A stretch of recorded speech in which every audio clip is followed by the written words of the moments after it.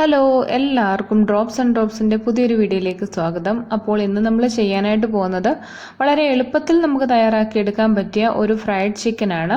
അപ്പോൾ ഒട്ടും താമസിക്കാതെ തന്നെ നമുക്ക് നേരെ വീഡിയോയിലേക്ക് കടക്കാം. അപ്പോൾ അതിന് വേണ്ടിയിട്ട് ഞാനിവിടെ വലിയൊരു ബൗൾ എടുത്തിട്ടുണ്ട്. അതിലേക്ക് ഇഞ്ചിയും വെളുത്തുള്ളിയും ചതച്ചതാണ് ചേർത്തിരിക്കുന്നത്. ഇഞ്ചിയും വെളുത്തുള്ളിയും ചതച്ചത് ചേർക്കുന്നതിലും ഇഞ്ചി വെളുത്തുള്ളി പേസ്റ്റാണ് ഇവിടെ ചേർക്കേണ്ടത്. ഞാനിപ്പോൾ ചതച്ചത് എടുത്തതേ ഉള്ളൂ.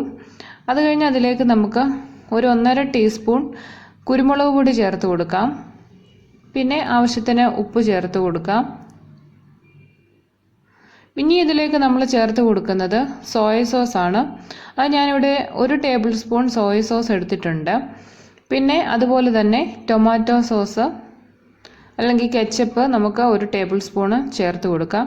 ഇനി ഇതെല്ലാം കൂടി നന്നായിട്ടൊന്ന് മിക്സ് ചെയ്തെടുക്കാം. ഇവിടെ നമ്മൾ ഗരം മസാല, ചിക്കൻ മസാല ഒന്നും ചേർത്ത് കൊടുക്കുന്നില്ല. അധികം സ്പൈസി ആയിട്ടുള്ള ഒരു ഫ്രൈഡ് ചിക്കൻ അല്ല ഇത്. ഇനി അതിലേക്ക് നമ്മൾ എടുത്ത് വെച്ചിരിക്കുന്ന ചിക്കൻ്റെ പീസസ് ഇട്ട് കൊടുക്കാം. ഞാനിവിടെ ചിക്കൻ്റെ കാലുകളാണ് എടുത്തിരിക്കുന്നത്. നമ്മൾ എടുത്തു വെച്ചിരിക്കുന്ന കഷ്ണങ്ങളെല്ലാം ഇതിലേക്ക് ഇട്ട് കൊടുക്കാം. ഇട്ട് കൊടുത്ത് നന്നായിട്ടൊന്ന് ഇളക്കി യോജിപ്പിക്കാം. നന്നായിട്ട് മിക്സ് ചെയ്യണം. തൊലിയോട് കൂടിയ കഷ്ണങ്ങളാണ് ഞാനിവിടെ എടുത്തിരിക്കുന്നത്.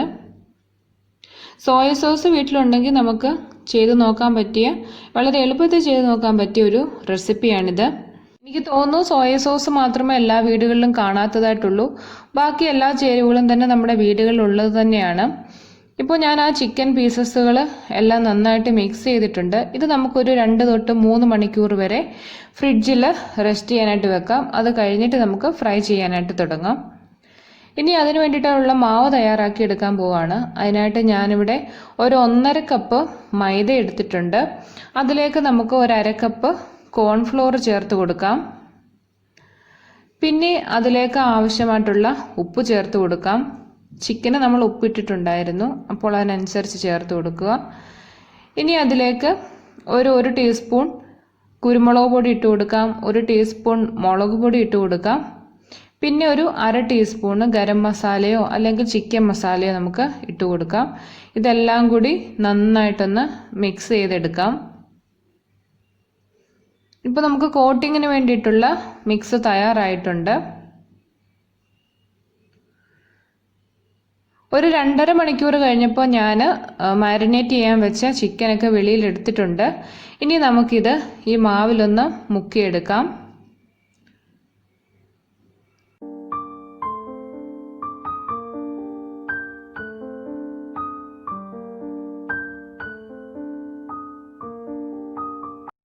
ഇനി നമ്മൾ ചെയ്യാനായിട്ട് പോകുന്നത് ആ മാവിൽ മുക്കിയെടുത്ത കഷ്ണങ്ങൾ ഒരു കുറച്ച് വെള്ളത്തിലൊന്ന് ജസ്റ്റ് ഒന്ന് മുക്കിയെടുക്കുക.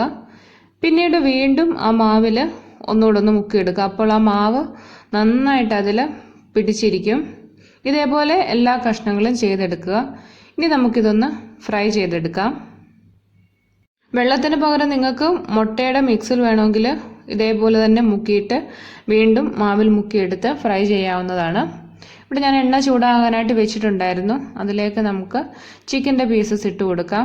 ഒരു 15 മിനിറ്റ് അല്ലെങ്കിൽ ഒരു 12 മിനിറ്റ് വരെയൊക്കെ നമുക്കിത് നന്നായിട്ട് ഫ്രൈ ചെയ്തെടുക്കാം.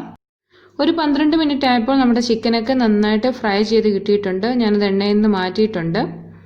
അപ്പോൾ ഇന്നത്തെ വീഡിയോ ഇത്രയേ ഉള്ളൂ. എല്ലാവർക്കും ഇഷ്ടമായെന്ന് കരുതുന്നു. ഇഷ്ടമായിട്ടുണ്ടെങ്കിൽ നിങ്ങൾ വീഡിയോ ഒന്ന് ലൈക്ക് ചെയ്യുക. നിങ്ങളുടെ അഭിപ്രായങ്ങൾ കമൻറ്റിലൊന്ന് രേഖപ്പെടുത്തുക. മറക്കാതെ ചാനൽ സബ്സ്ക്രൈബ് ചെയ്യുക. ഇനി അടുത്തൊരു വീഡിയോയിൽ കാണാം. അതുവരെ ബൈ.